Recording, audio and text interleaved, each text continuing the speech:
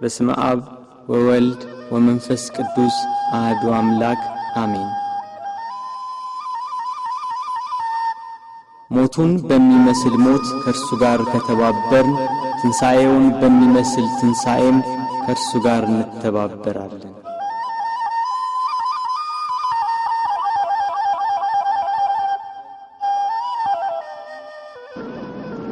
እግዚአብሔር አምላክ ከሁሉ አስቀድሞ የነበረ ነው። ሰማያት ሳይዘረጉ የየብስም ፊት ሳይታይ ተራሮች ሳይቆሙ የአየር ርዝመት ሳይከፈት ቀላያት ጥልቅ ሳይሆኑ የወንዞች ጎርፍ ሳይፈሱ እርሱ በባህሪው የነበረ ነው።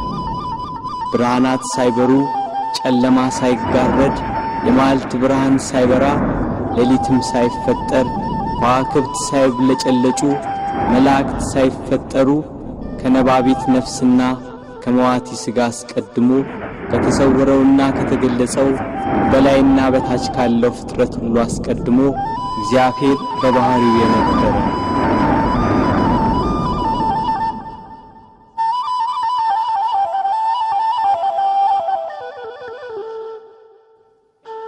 ፍጥረታቱን ግሩምና የተዋበ አድርጎ ፈጠረ። ሰማይን ያለ ባል አቆመ፣ ምድርን በውሃ መሠረት ላይ መሠረታት። በጠራው ሰማይ ላይ ምሽቱን በሚያደምቀው ጨረቃ የሚያበሩ ከዋክብትን ሰዓቷን ሳታዛንፍ በቀን በምስራቅ ወጥታ በምዕራብ የምትጠልቀው ፀሐይ ሰባቱን ሰማያት 22ቱን ስነ ፍጥረት በጥበብ የፈጠረ ጌታ ከዚህ ጥበቡ ይልቅ ሰው ሆኖ ሞቶ ዓለምን ያዳነበት ጥበቡ እጅግ ይልቃል ይላሉ አባቶች። ለምን? የማይሞት ሞቷልና፣ ሞትን ድል ይነሳ ዘንድ ሞቷልና። ስለዚህ የማይሞት የእርሱን ሞቱን እናገራለን። ተሰቅሎ ድህነትን ሰጠን፣ በሞቱም ሙታንን ሁሉ አዳነ። ሕይወት አዳኝ ሲሆን እርሱ በሥጋው መከራን ተቀበለ። ገንዘቡ እንደሆነ አድርጎ የሥጋ የነፍስን መከራ ተቀበለ። ሞት ገንዘቡ እንደሆነ እስኪነገርለት ድረስ ደርሶ አንድ እርሱ ብቻውን ስለ ሁሉ ሞተ። ከሰማይ በታች ያሉትን በደሙ ያድናቸው ዘንድ ሞተ። በምድር ላይ ያለውን ሁሉ ለእግዚአብሔር አብ ወገን ያደርግ ዘንድ ይሽረው ዘንድ የማይሞት ሞተ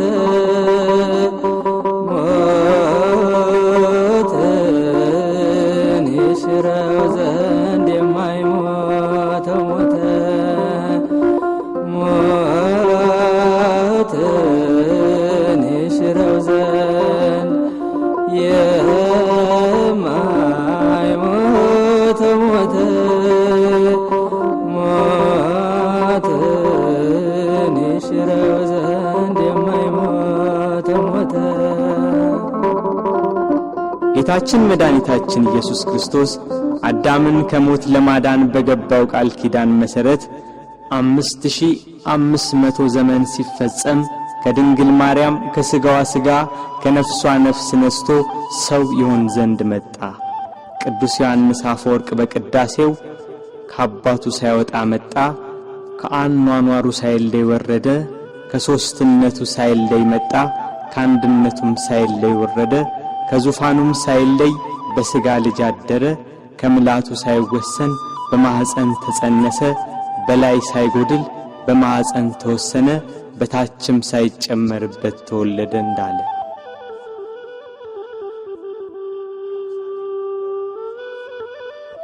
ቃል ከሰማይ ወርዶ ከቅድስት ድንግል ማርያም በነሳው ሥጋ ሰው በሆነበት በዚያ ዘመን ኢየሩሳሌም በሮም ግዛት ስር ነበረች። የሮሜ መንግሥት በዚህ ወቅት ከኢንግላንድ አንስቶ እስራኤልን ጨምሮ እስከ አረብ አገር ድረስ በወቅቱ የታወቀውን ዓለም ይገዛ ነበር። ሮም ገናና መንግሥት በነበረችበት በዚያን ጊዜ ሮማውያን ልዩ የዜግነት መብት ነበራቸው።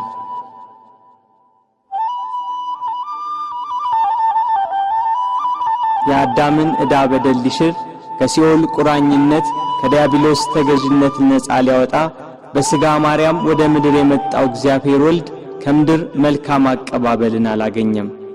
በቅዱስ ገብርኤል ብስራት ያለ ዘርአ ብእሲ ከድንግል ማርያም በቤተልሔም ሲወለድ ሁሉ ያለው አንዳች ያልጎደለበት በሰማይ በእጅ ያልተሰራ ግዛት ያለው እርሱ ምንም እንደሌለው በከብቶች በረት ተወለደ።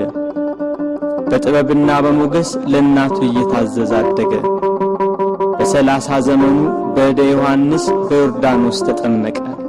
በዚያም የዕዳ ደብዳቤያችንን ፋቀልን።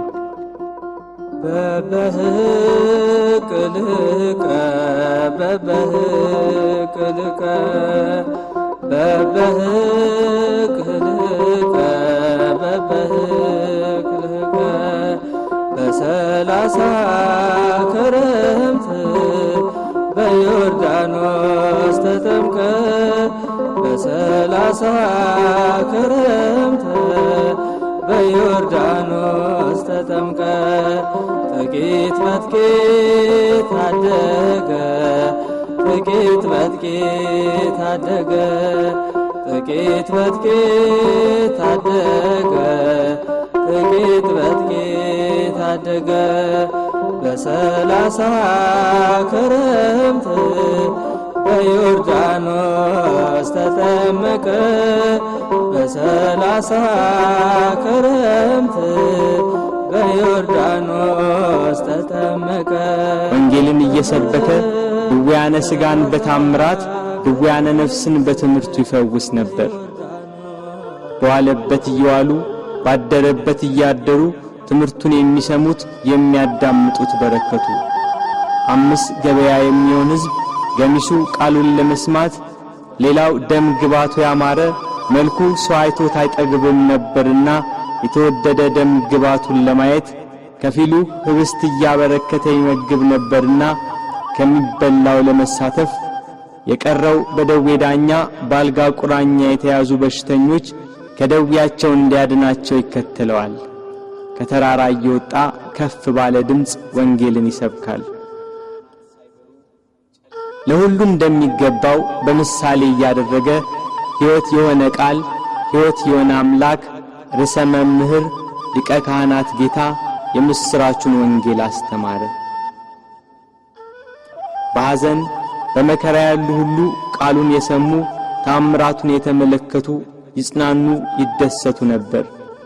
ላዘኑት መጽናናት፣ ለደከሙት ብርታት፣ ለወደቁት መነሳት፣ ለተቸገሩ ሁሉ ፈጥኖ ደራሽ በጎደለ የሚሞላ የበረከት አባት በዶኪማስ ሰርግ በቃና ገሊላ ከእናቱ ከመቤታችንና ከቅዱሳን ሐዋርያት ጋር ተገኘ።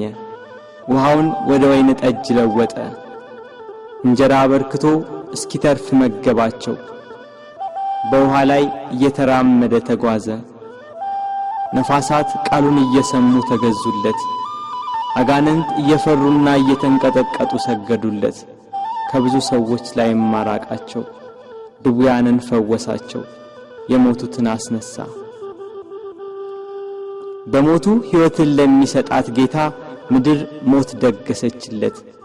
የተራቡትን ስላበላ የሕይወት ወንጌልን ሰብኮ በአዲስ ጎዳና መንገድን ስላቀናልን በጎ በማድረጉ ተሰቅሎ ይሞት ዘንድ ፈረደችበት።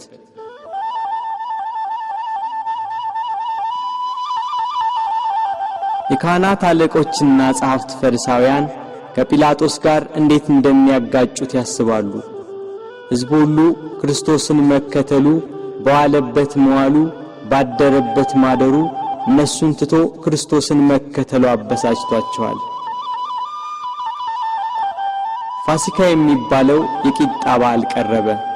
ጸሐፍትና ሊቀ ካህናት እንዴት እንደሚያስይዙት ሲያስቡ ሰይጣን ጌታን ከተከተሉ ከ12ቱ ሐዋርያት አንዱ በሆነው በይሁዳ ገባበት። ጌታን ለካህናት አለቆች እንዴት አሳልፎ እንደሚሰጣቸው ተዋዋለ። 30 ብር መዘኑለት። ስሞ ይሰጣቸዋል፣ 30 ብሩን ይሰጡታል። የዓለም ሁሉ መድኃኒት በ30 ብር ተሸጠ።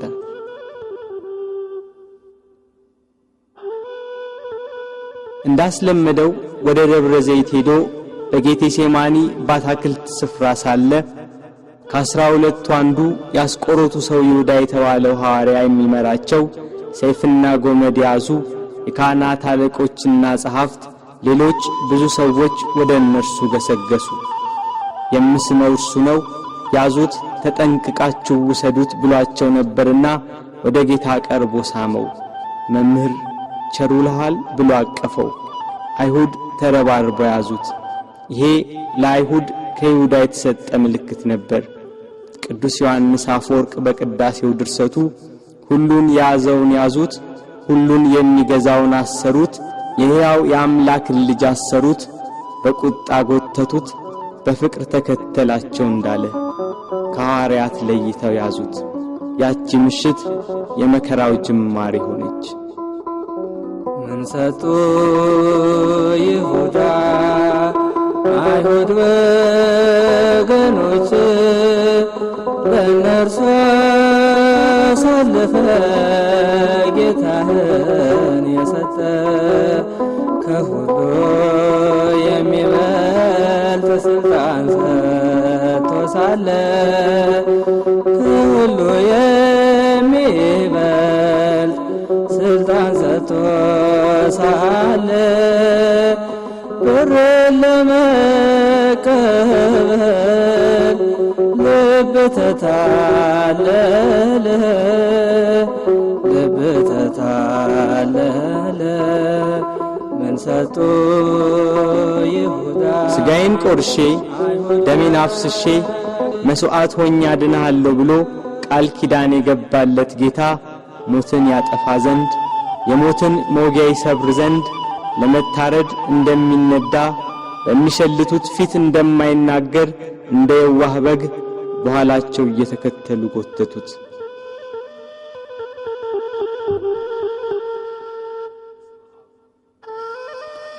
እየገፉና እያዳፉ ወደ ጲላጦስ ወሰዱት። ሐዋርያት በጌታ መያዝ ተበታትነዋል። የእረኛው መመታት መንጋውን በትኖታል። ይሁዳ ጌታን ለካህናት አለቆችና ለሮም ወታደሮች አሳልፎ ከሰጠው በኋላ ዳግም ወደዚህ አካባቢ ዝር አላለም።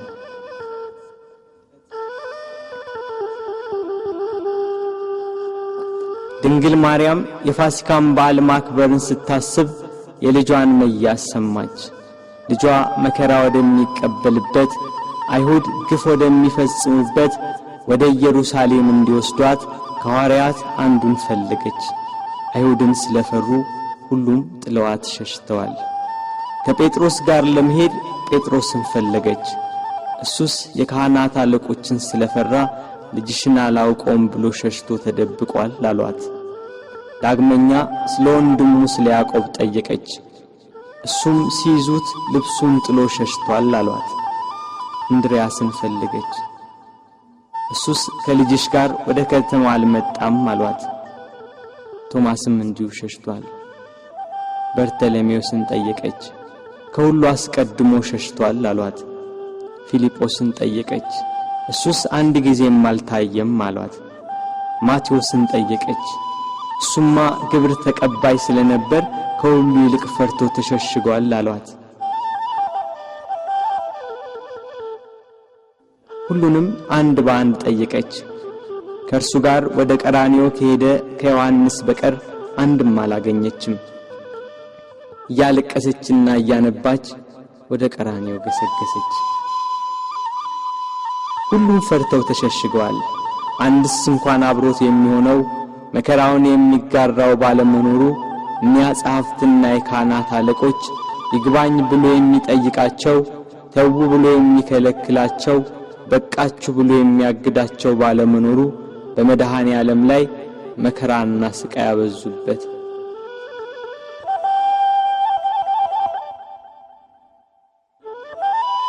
ጲላጦስ እንደ ሕጋቸው ሞት እንዲፈርድበት አደባባይ አቆሙት። ሊቃነ መላእክት በመፍራትና በመንቀጥቀጥ ከፊቱ የሚቆሙለት እርሱን በአደባባይ አቆሙት። ይሰው ሕዝባችንን ሲያጣምም ለቄሳር ግብር እንዳይሰጥ ሲከላከል ደግሞም እኔ ክርስቶስ ንጉሥ ነኝ ሲላገኘ ነው ብለው አሳጡት። ሰንበትን የማያከብር የእግዚአብሔር ወገን ያይደለ ነው እያሉ አጣሉት፣ አካሰሱት። እርሱ ግን በሰንበት የታመሙትን አዳናቸው፣ የሞቱትንም ማስነሳቸው። በምኵራብ ውስጥ እጁ የደረቀች አንድ ሰው አገኘ። አይሁድ ግን ያጣሉት ያካሰሱት ዘንድ በሰንበት ያድነው እንደሆነ ብለው ይጠባበቁ ነበር። ጌታም እጅህን ዘርጋ አለው። እጁን ዘረጋ፣ ድና እንደ ሁለተኛይቱ ሆነችለት። አይሁድ ግን ሰንበትን ሻር ያሉት። ከወደፊቱ ሆዱ ያበጠ አንድ ሰው ነበር። ጌታችንም ይህንን ሆዱ ያበጠውን ሰው ይዞ በሰንበት አድኖ ሰደደው። አይሁድ ግን ሰንበትን ሻር ያሉት። በሰንበት ሲያልፍ ዕውር ሆኖ የተወለደ ሰው አገኘ። በምራቁ አፈር ለውሶ አይኑን ቀብቶ ሄደህ በፈሳሽ ውሃ ታጠብ አለው። ሄዶ ታጠበ፣ እያየም ተመለሰ። አይሁድ ግን ሰንበትን ሻር ያሉት። አረካ ሰማዳኑ ማቅናት ጎባጣውን ማቅናት ጎባጣውን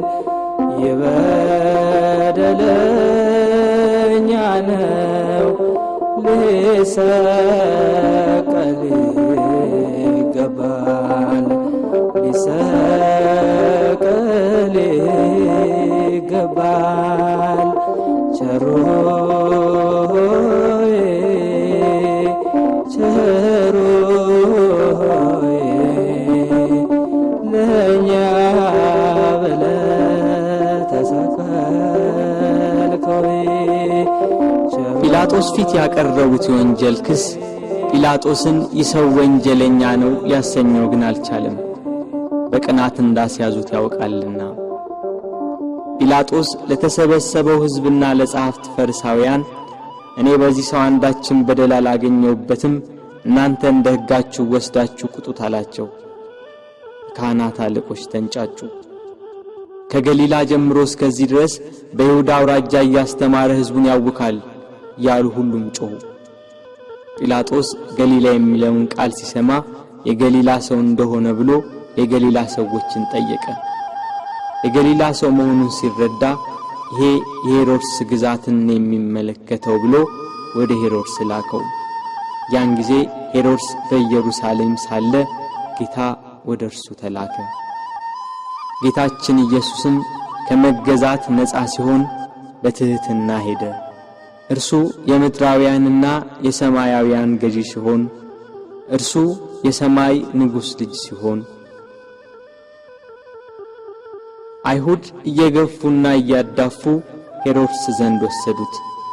ሄሮድስ ክርስቶስን ባየው ጊዜ የተወደደ ደም ግባቱን መልኩንና ብሩህ የሆነ ፊቱን ከማየቱ የተነሳ እጅግ ደስ አለው። ስለ እርሱ ብዙ ሥራውን በሰማ ጊዜ ሊያየው ከብዙ ቀን ጀምሮ ይመኝ ነበርና። ሄሮድስ ከመጓጓቱ የተነሳ ደግሞ ደጋግሞ ጠየቀው፣ መረመረው።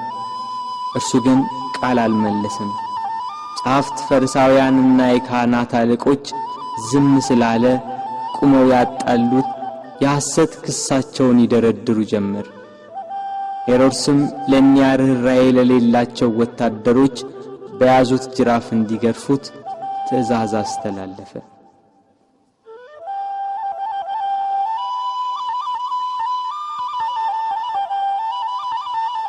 በእርሱ ግርፋት የአዳምን ግርፋት ሊያስወግድ በሄሮድስ ትእዛዝ ብዙ ተገረፈ።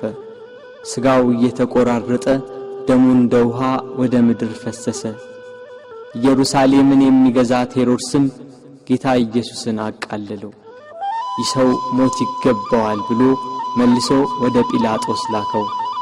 በዚያች በመከራው ቀን የፍቅር የእርቅ የይቅርታ ቀን ኃጢአት የሚያስተሰርይባት ቀን የሕይወትና የድነት ቀን ናትና ከቀድሞ ጀምሮ ጸብና ክርክር የነበራቸው ጲላጦስና ሄሮድስ ያን ጊዜ ተፋቀሩ።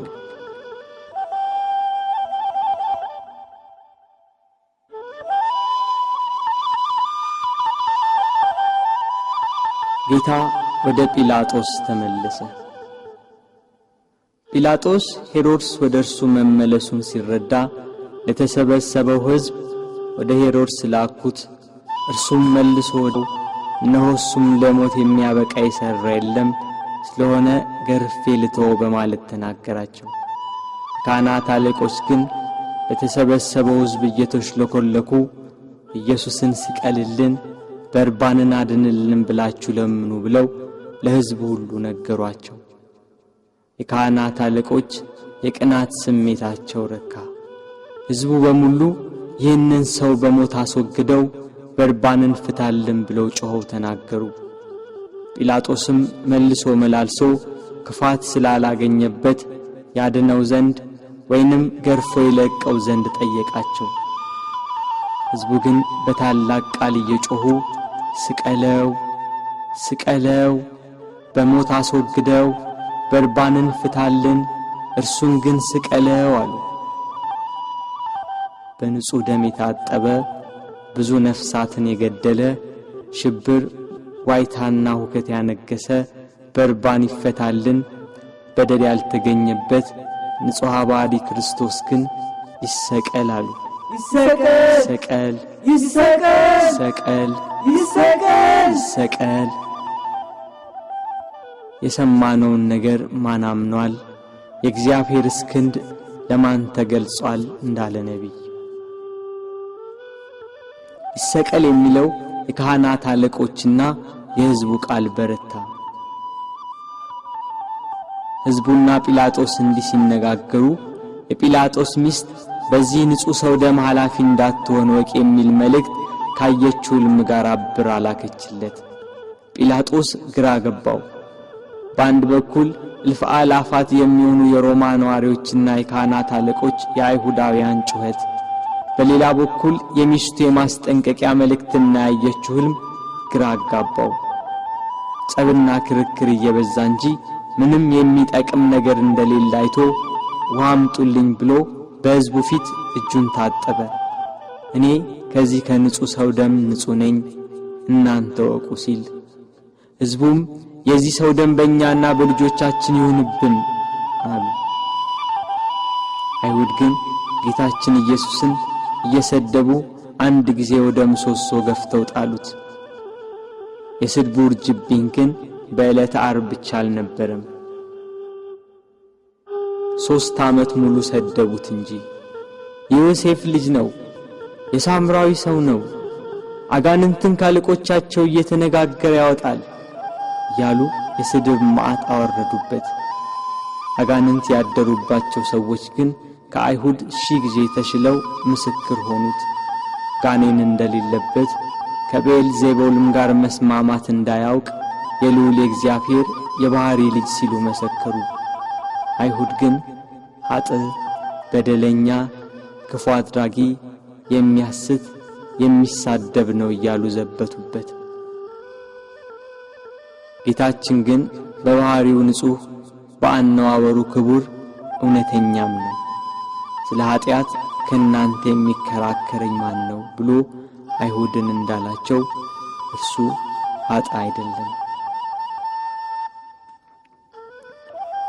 አንድ ቀን አንዲት ሴት ስትሴስን አግኝተው በሙሴ ሕግ መሠረት ሊፈርዱባት ጸሐፍት ፈሪሳውያን ወደ እርሷ መጧት። ያችን ሴት ኃጢአትሽ ተሰረየልሽ፣ ዳግም አትበድዪ ያላትን አምላክ አይሁድ ግን እርሱን ኃጥእ አሉት። በዘኬዎስ ቤት ሽቶ የቀባችውን እግሩንም በእንቧ ያጠበችውን በራሷ ጠጉር የጠረገችውን ያችን ሴት ብዙ ኃጢአቷን ይቅር አላት፣ ብዙ ወደዋለችና። ኃጢአትን ይቅር የሚል በጎ የሚሠራ እንደዚህ ያለውን አምላክ ገፉት፣ ሰደቡት። ይገርፉትም ዘንድ እግሮቹንና እጆቹን ከድንጋይ ጋር የኋሊት አሰሩት። ካሰሩትም በኋላ በማከታተል ጭፍሮች ይገርፉት ጀመር። የሚሞት እንዳይገረፍ የማይሞት እንዲገረፍ እያወቁ በግፍ ገርፈው በግፍ ገደሉት። ንጹሕ ክርስቶስ ሆንክ በደለኛ ብለህ ስለኛ መስቀል አሸክመው አስረው ገረፉህ ያዳፉህ መስቀል አሸክመው አስረው ገረፉህ ያዳፉህ እጅና እግርህ በብረት ተመታ የዓለም ጌታ ጌታ ሆይ የተገረፈባቸው አለንጋና ገመድ በደም ታለሉ። ከግርፋቱም ጽናት የተነሳ ሥጋው ሁሉ አለቀ። የማይገረፍ አምላክ ሥጋን በመልበሱ ሰውን ለማዳን የሰውን ሥጋ ለብሶ በመምጣቱ ተገረፈ። የመላእክት ሰራዊት በፍጹም መደንገጥ ለሚሰግዱለት እየዘበቱ በፊቱ ተንበረከኩ።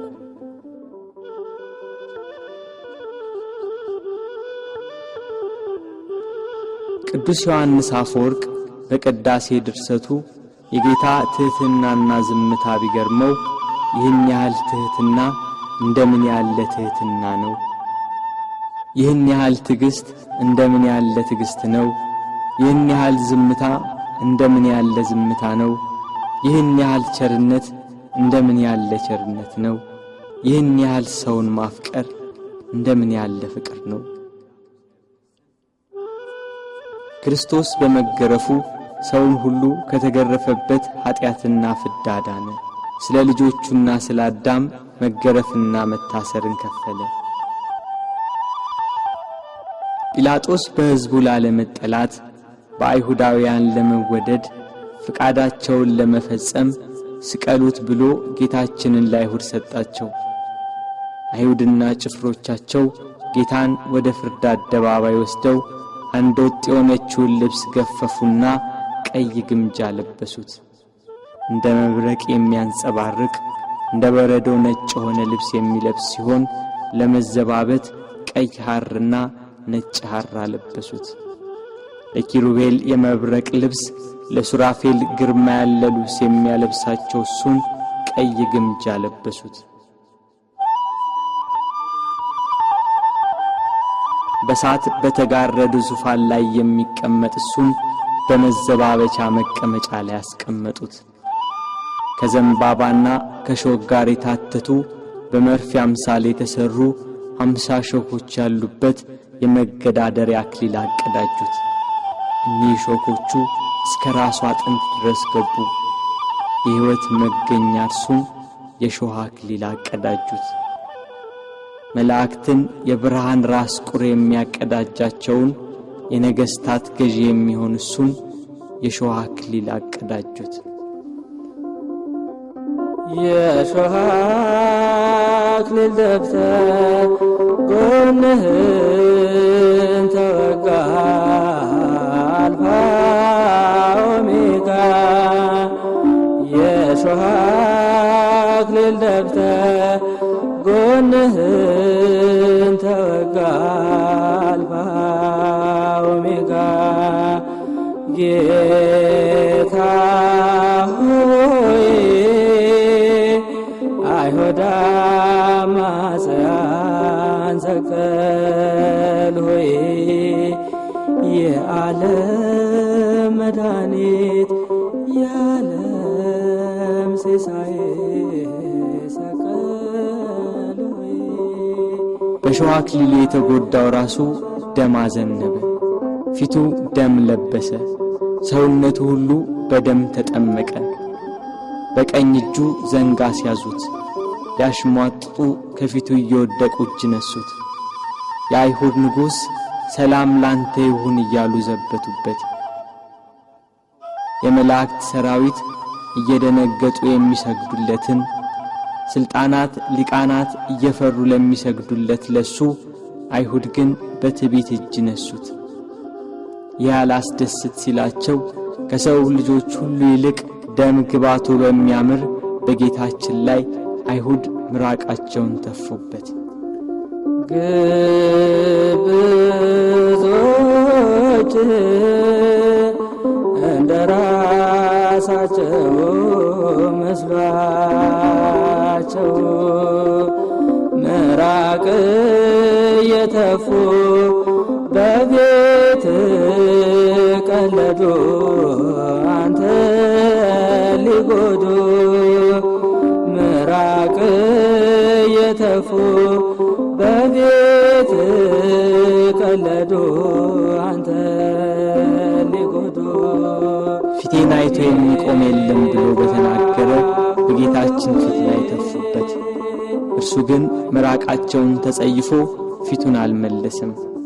የሚያስጸይፍ ምራቅን በፊቱ ላይ በመቀበሉ በኃጢአት የተቋቆረና የኃጢአት ቅባት የተቀባ ፊታችንን ደስ በሚያሰኝ ቅባቱ ብሩህ አደረገው። ራሱን በበትር ፊቱን በጥፊ መቱት። ኪሩቤል ፊቱን ከማየት የተነሳ በሳት አጥናፍ የሚሰውሩት ያልበደላቸውን እሱን አይሁድ ፊቱን መቱት። ፊቱ እንደ መንፈስ ቅዱስና እንደ አባቱ ሲሆን በሥጋው ፊቱን በጥፊ መቱት። ከፊቱ ግርማ የተነሳ ፍጥረት ሁሉ የሚርድ የሚንቀጠቀጥለትን አምላክ ፊቱን በጥፊ መቱት። መከራውን ስቃዩን አበዙበት። ተደፋ ተገፋ በጥፊ ተመታ እየደበደቡ ክርስቶስ ያሉ ጽድቅን ስለሰራ በወንጀል ከሰሱ ለአዳም ቤዛ ብለህ ብዙ ተንገላታ። ጲላጦስም ጌታን ወደ ውጭ አወጣው፣ ሐር ልብስ አልብሶ የሾህ አክሊል አቀዳጅቶ። ሕዝቡም የለበሰውን ልብስና የተቀዳጀውን የሾህ አክሊል ሲመለከቱ ስቀለው ስቀለው ስቀለው እያሉ ጮኹ። ጲላጦስም ይኸው ወስዳችሁ ስቀሉት ብሎ ሰጣቸው። አይሁድና የካህናት አለቆች 17 ክንድ የሚሆን የተመሳቀለ እንጨት አሸክመው ሊሰቅሉ ወሰዱት። ጉዞ ከኢየሩሳሌም ቅጥር ውጭ ወደሚገኝ ወደ ቀራንዮ።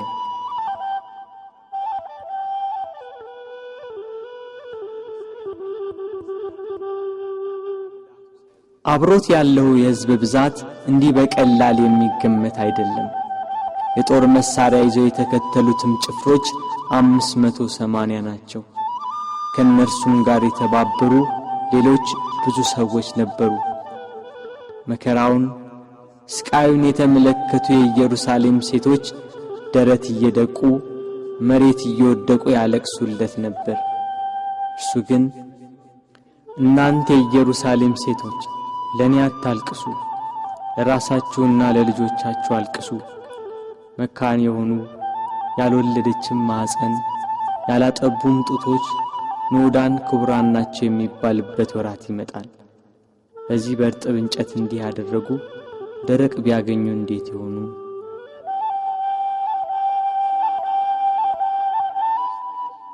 መስቀሉን እንደያዘ ወደ ምድር ተደፋ። ሌሎች ወንበዴዎችን ይዘዋቸው መጡ።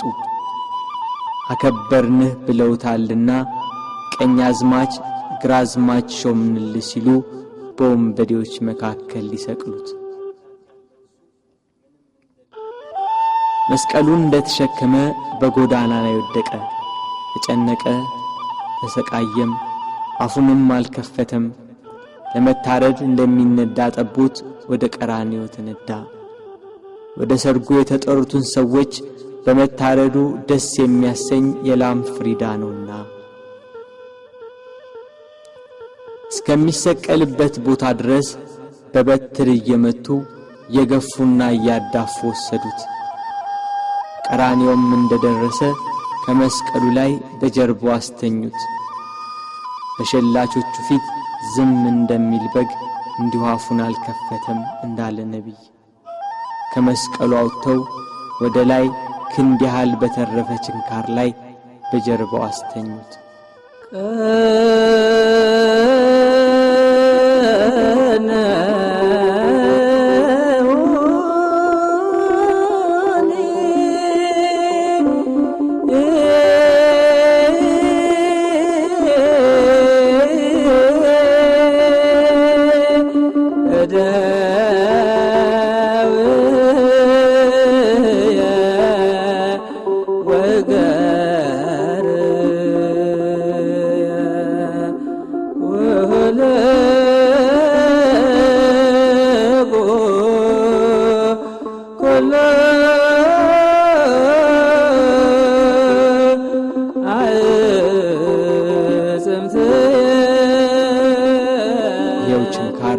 በደረቱ ዘልቆ ወጣ። ደረቱን ከመስቀሉ ጋር በአንድ ችንካር በጀርባው ሲወጣ ቸነከሩት። መላእክት ግን በደረቱና በጀርባ የፈሰሰውን ደም በሳት ጽዋ ተቀበሉት። እጆቹን ከመስቀሉ ዳርቻ እስኪደርስ ድረስ በገመድ እየጎተቱ በሁለት ችንካር ቸነከሯቸው። መላእክት ግን የእጆቹን ደም በሳት ጽዋ ተቀበሉ። የታመሙትን በእጆቹ ስላዳናቸው፣ በእጆቹ ለምጻሞችን ስላነጻቸው፣ የዕውሮቹን ዓይን በእጆቹ ስላዳነ፣ በእጆቹም የሞቱትን ስላስነሳ፣ አይሁድ ግን እጆቹን በመስቀል እግሮቹንም በአንድ ችንካር ቸነከሯቸው። መላእክት ግን የእግሮቹን ደም በሳት ጽዋ ተቀበሉ።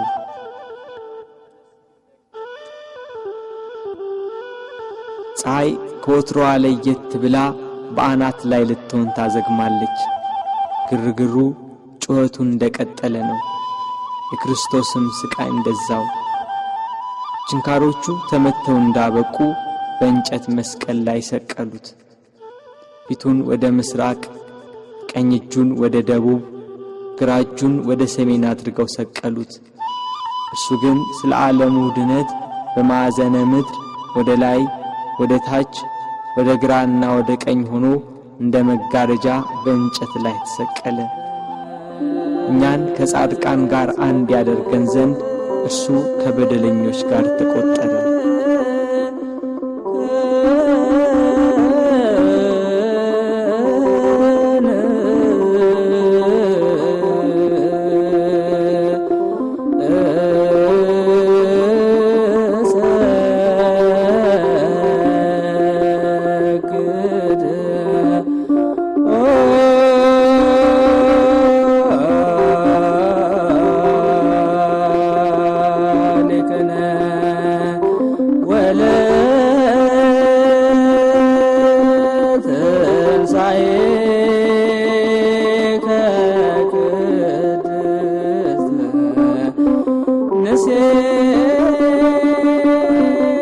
ጲላጦስም በደሉን የሚናገር ጽሑፍ ጽፎ ከራሱ በላይ አኖረ።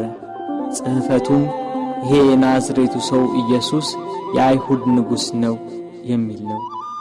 በጎዳና የሚተላለፉ ሰዎች ራሳቸውን እየነቀነቁ ጌታችን ኢየሱስን ሰደቡት።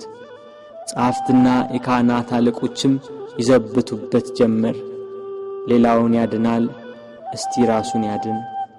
እርሱ ግን በካህሊነቱ በስልጣኑም እነሱ እንደተገዳደሩበት ከመስቀሉ ይወርድ ዘንድ በቻለ ነበር። ግና አዳም ተስፋውን ይጠብቃልና ቃሉን እንዳይታበል ከመስቀሉ አልወረደም።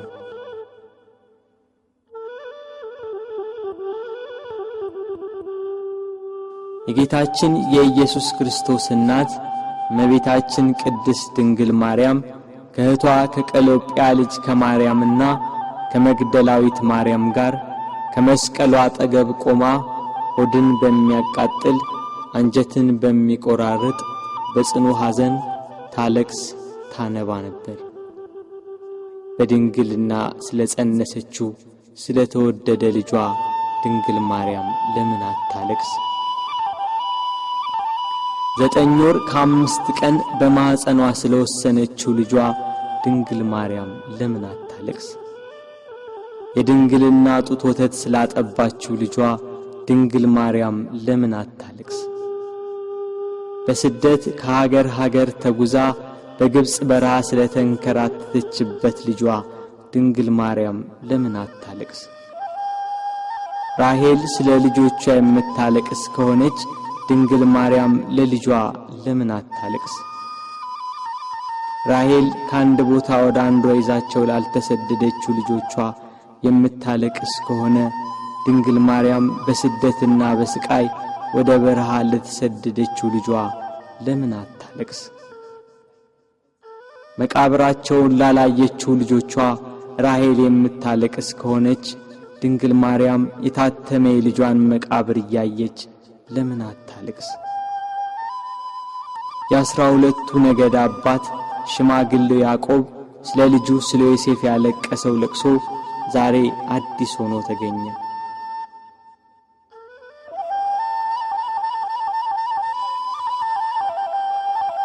ያዕቆብ ልጁ ዮሴፍን ወንድሞቹ ሲያስሩት አላየም።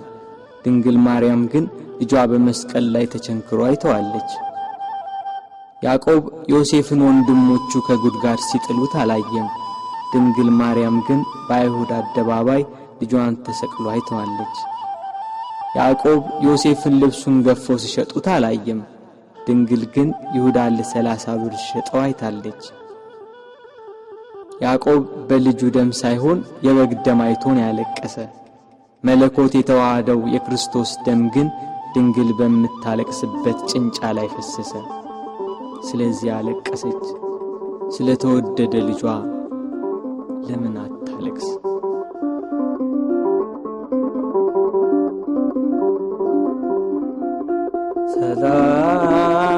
ሰላም ለኪ ማርያም ድንግል እንልሻለን እንደ ቅዱስ ኤፍሬም እንደ አባታችን እንላለን ድንግል ለምኝልን። ሰባቱ የመላእክት አለቆች መጥተው አረጋጓት፣ አጽናኗት። እርሷ ግን በመስቀል ላይ ሆኖ የሚሰቃይ ልጇን እያየች ልቅሶ መተውን መጽናናትን እምቢ አለች። አባቷ ዳዊት እሳት በሆነ ፈረስ ተቀምጦ መጥቶ አጽናናት። እርሷ ግን ልቅሶ መተውን አልቻለችም።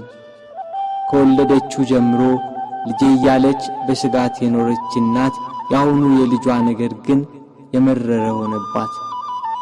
ልጇን ፊት ለፊት በመስቀል ላይ ያየች እንዴት ብላ ትታገስ?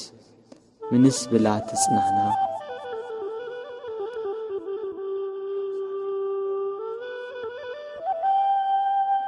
አለመጽናናቷን ያየ ልጇ ወዳጇ እነኋት እናቴን ብሎ የወደው ለነበረው ደቀ መዝሙር ለዮሐንስ አስረከባት።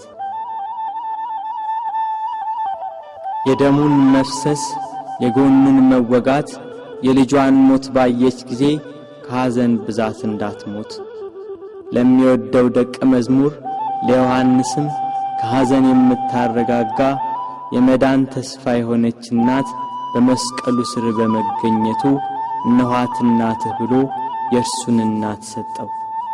በቀራንዮ ለሚገኙ ሕማምና ሞቱን ለሚዘክሩ ሁላ በዮሐንስ አማካኝነት እናት ተሰጠች።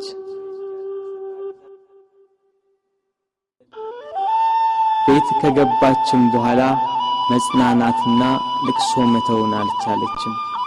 እስከ 3 ቀን ድረስም እህል ውሃ አልቀመሰችም።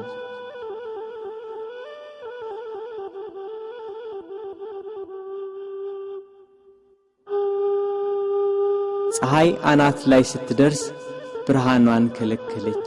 በቀትር ፀሐይ በሚጠነክርበት ሰዓት ኢየሩሳሌምን ጨለማ ወረሳት። ጨረቃም አምላክን በመስቀል ላይ በማየቷ ደም ለበሰች። ከዋክብት ረገፉ።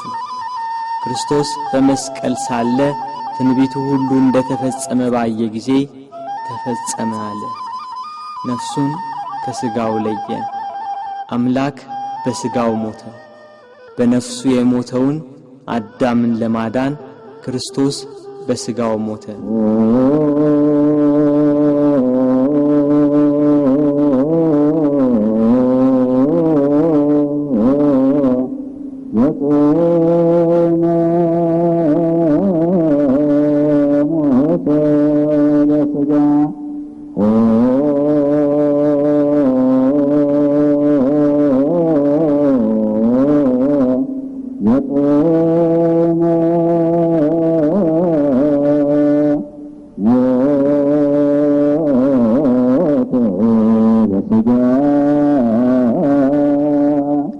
አይሁድ 3 ዓመት ከ3 ወር የሕይወት እንጀራ ሲመግባቸው ቃሉን እንደ ውሃ ሲያፈስላቸው የኖረውን አምላካቸውን በመስቀላቸው ገና ከቀራንዮ ሲወርዱ ነበር ከጸሐፍት ፈሪሳውያን ጋር ደስታ የጀመሩት። እያንዳንዳቸው ስላደረጉት ጀብደኝነት በክርስቶስ ላይ ስለፈጸሙት በደል ያወጋሉ። ቀኑ እየመሸ ሄዷል። በ9 ሰዓት ቅድስት ነፍሱን ከቅድስ ሥጋው በለየ ጊዜ መልሳ ብቅ ያለችው ደብዛዛዋ ፀሐይ አሁንም ቂሟን የረሳች አትመስልም። ወደ ምዕራብ ተጠግታለች። ዮሴፍና ኒቆዲሞስም ወደ ጲላጦስ ገብተው የክርስቶስን ሥጋ አውርደው ይቀብሩት ዘንድ ለመኑት። ጲላጦስም ፈቀደላቸው። እነርሱም ከመስቀሉ አወረዱት። ስለኛ በሞት ዓይኖቹ እንደተሸፈኑ፣ ስለኛም ጆሮቹ በሞት እንደተዘጉ፣ ስለኛም በሞት አንደበቱ ዝም እንዳለ፣ ስለኛም እጆቹና እግሮቹ እንደታሰሩ ባዩ ጊዜ ሞትን ድል የምትነሳ ጌታ ሆይ ተኛህን? ሞትስ በአንተ ላይ እንደምን ሰለጠነ እያሉ አለቀሱ። በሰው ሥርዓት ሊገንዙት ሲሉ ዓይኖቹ ተከፈቱ። ዮሴፍና ኒቆዲሞስንም ተናገራቸው። እንደ ምድራዊ ሰው ዝም ብላችሁ ልትገንዙኝ ነው? በሉ እንዲህ ብላችሁ ገንዙኝ አላቸው። እንዳላቸው እንዲህ እያሉ ገነዙት። ቅዱስ እግዚአብሔር ቅዱስ ኃያል ቅዱስ ሕያው ዘይመውት ዘተወልደ ማርያም እምቅድስት ድንግል ተሳለነ እግዚኦ። ቅዱስ እግዚአብሔር ቅዱስ ኃያል ቅዱስ ሕያው ዘይመውት ዘተጠምቀ በዮርዳኖስ ወተሰቅለ ዲበ ዕፀ መስቀል ተሳለነ እግዚኦ። ቅዱስ እግዚአብሔር ቅዱስ ኃያል ቅዱስ ሕያው ዘይመውት ዘተንሥአ እሙታን አመ ሣልስት ዕለት ዐርገ በስብሐት ውስተ ሰማያት ወነበረ በየማነ አቡሁ ዳግመ ይመጽእ በስብሐት ይኰንን ሕያዋነ ወሙታነ ተሳሃለነ እግዚኦ። ስብሐት ለአብ ስብሐት ለወልድ ስብሐት ለመንፈስ ቅዱስ ይእዜኒ ወዘልፈኒ ወለዓለመ ዓለም አሜን ወአሜን ለይኩን ለይኩን እያሉ ገንዘው ዮሴፍ ለራሱ ባሰራው በአዲስ መቃብር ቀበሩት። መቃብሩን በታላቅ ድንጋይ ገጠሙት። የካህናት አለቆችና ፈሪሳውያን ተሰባስበው መቃብሩን እንዲያስጠብቅ ደቀ መዛሙርቱ ተነስቷል ብለው ሕዝቡን እንዳያውኩ ለጲላጦስ ነግረው በ4 ሹማምንቶችና በ400 የአይሁድ ጭፍሮች የጌታችን የኢየሱስን መቃብር አስጠበቁ። ጠባቂዎችም እስከ 3 ቀን ድረስ እየጠበቁ ተቀመጡ።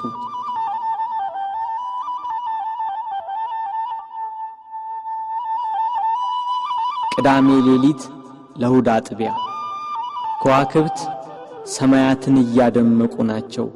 ጨረቃም ቂሟን ረስታ ያነባችውን እንባብሳ ፍንፊቷን ፍንትው አርገዋለች። ሳይታሰብ ኢየሩሳሌምን ከወደ ጎልጎታ አካባቢ አስደንጋጭ ድምፅ አናወጣት።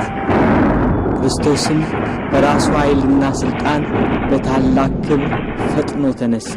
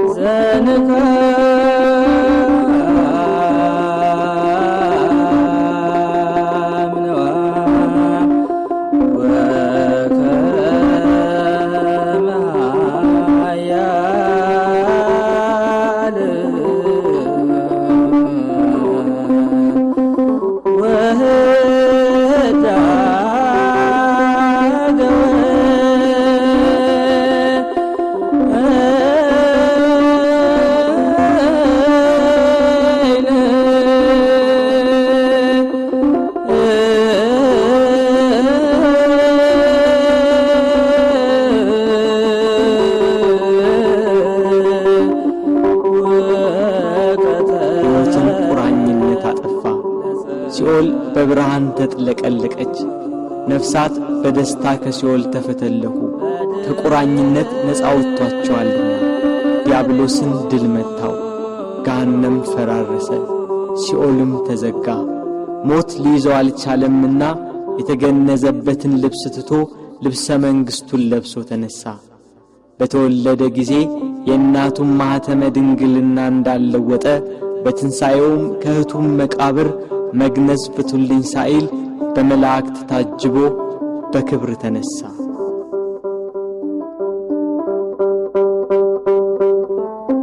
ምስጋና ይሁን ለአብ ለወልድ ለመንፈስ ቅዱስ ዛሬም ዘወትርም ለዘለዓለሙ